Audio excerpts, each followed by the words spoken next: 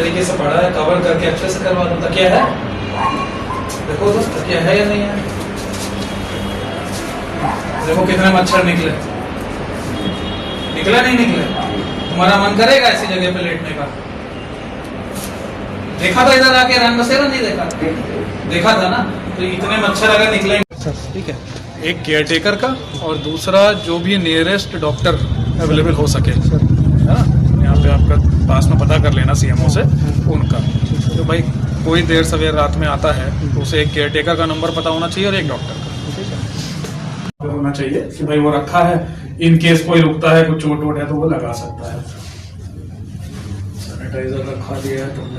जब तक सर्दियों का मौसम चल रहा है तब तक वो पूरा लिखा रहेगा, बड़ा बड़ा कल ही लिख जाए पूरा, इतनी ही बड़ी साइज में, पूरा यहाँ से यहाँ तक आपके पिलर्स के बीच में पूरा बड़ा बड़ा रैन बसेरा अंदर है।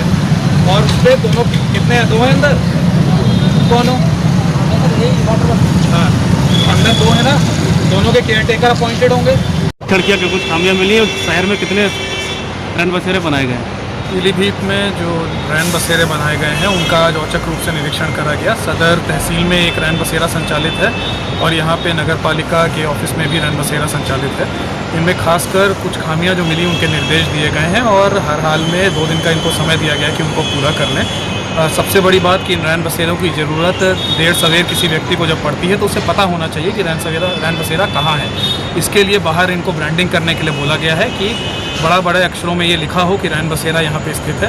साथ ही साथ कोविड को लेके जो प्रोटोकॉल है कि हर रैन बसेरे में है मास्क की व्यवस्था, फर्स्ट एड किट की व्यवस्था होनी चाहिए, उसके बारे में बताया गया।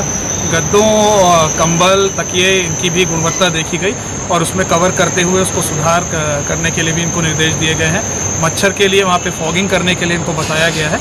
आगे आने वाले दिनों में भी औचक रूप से इस तरह से रैन बसेरों की चेकिंग होगी।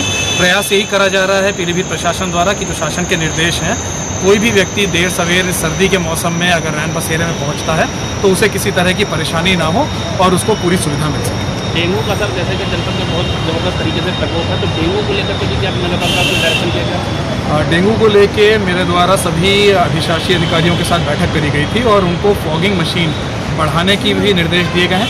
साथ ही साथ जो उनके सभासद हैं और जो क्षेत्र के लोग हैं, रोस्टर के हिसाब से उनके क्षेत्र में एंटी लार्वल स्प्रे हो और फॉगिंग हो, इसके निर्देश दिए गए हैं। इसकी समीक्षा एडीएम के स्तर से हो रही है और रोज़ का एक चार्ट मंगाया जा रहा है। प्रयास करा जा रहा है कि लोगों को जागरूक भी करा जाए और फॉगिंग की जो फ्रीक्वेंसी है, नियमितता है, उसको बढ़ाया